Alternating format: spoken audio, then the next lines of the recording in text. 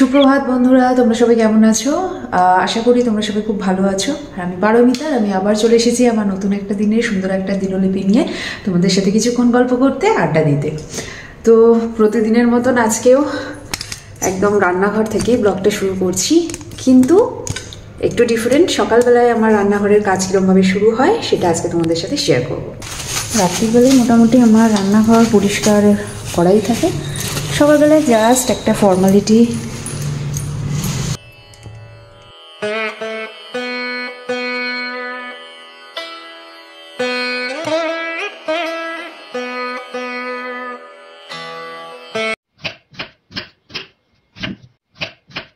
সকালবেলা ঘুম থেকে উঠেছি ভোর 5টায়, কিন্তু যেহেতু অফিসের তাড়াটা ছিল না, অভিজিতের আজকে WFH, তাই আমি কিছুক্ষণ শুয়ে শুয়ে ল্যাদ খেয়েছি। তারপর মোটামুটি 6:30টার সময় উঠে ফ্রেশ হয়ে সকালবেলার যাবতীয় কাজকর্ম সেরে এখন চলে এসেছি ব্রেকফাস্ট বানাতে। আজকের ব্রেকফাস্ট সিম্পল, এগ পোচ, তার সসেজ, ব্রেড উইথ বাটার আর গরম গরম চা। এই দিয়ে সকালবেলার আমাদের জলখাবারটা অর্থাৎ ব্রেকফাস্টটা সারা হয়ে। আজকে সকালে এত সুন্দর পাখির ডাকে দিনটা শুরু হয়েছে যে মনটা না খুব উৎফুল্ল হয়ে গেছে।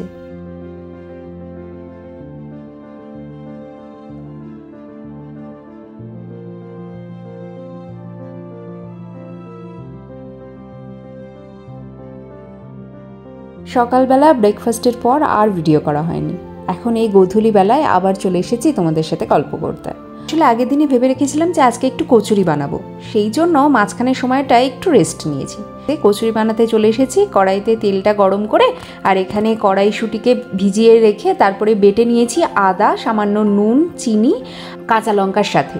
সেই যে পেস্টটা কড়াইশুঁটির, সেটাকে এখন তেলের মধ্যে কালো জিরে ফোড়ন দিয়ে ভালো করে নেড়ে চেড়ে পুরটাকে তৈরি করে নিচ্ছি। নুনটা একটু কম ছিল বলে নুনটা অ্যাড করে দিয়েছিলাম। এই যে দেখো, এটা কড়াই থেকে পুরো নিজে থেকে উঠে সরে যাচ্ছে।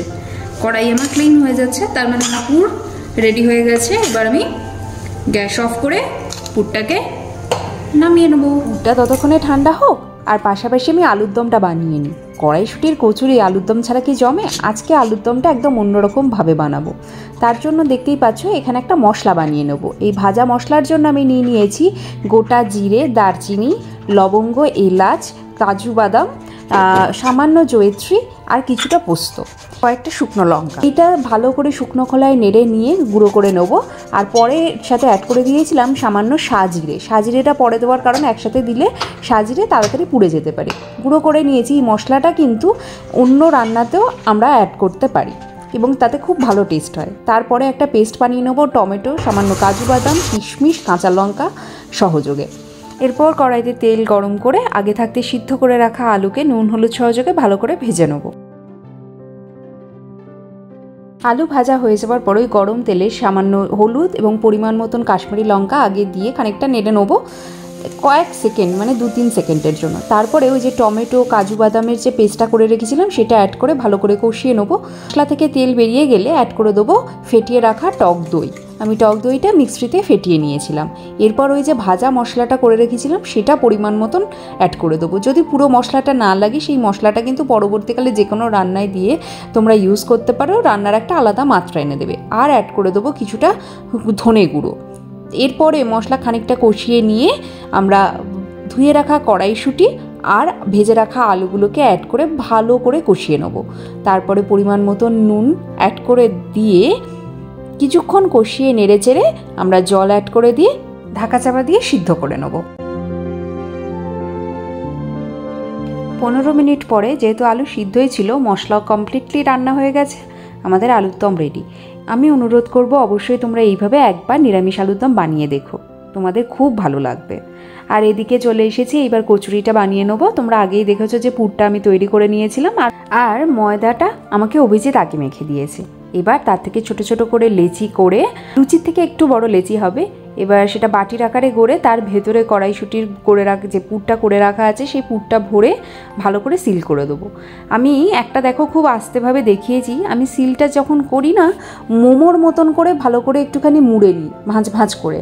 এতে করে কি হয়, অনেক সময় যে কড়াইশুঁটি কচুরি বেলতে যাওয়ার সময় ফেটে যায় না, এইভাবে কোনোভাবে ফাটে না। সিলটা এত সুন্দর হয় যে কি বলবো, পরবর্তীকালে আমি যখন বেলবো তখন তোমরা দেখো খুব সুন্দরভাবে একটা কচুরিও আমার ফাটেনি, এবং তেল ওই জন্য ভাজার সময় না কোনোভাবে তেলটা কালো হয়ে যায়নি, নোংরা হয়নি। এই যে এরকমভাবে পুরো ভালো করে সিল করে মুড়ে নেবে।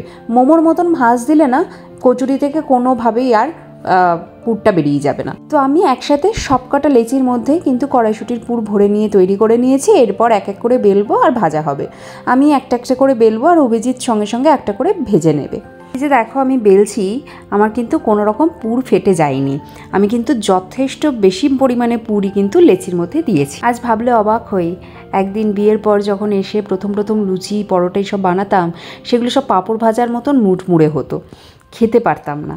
আর আজকে দেখো কত পারফেক্টলি কচুরিও বানিয়ে ফেলছি।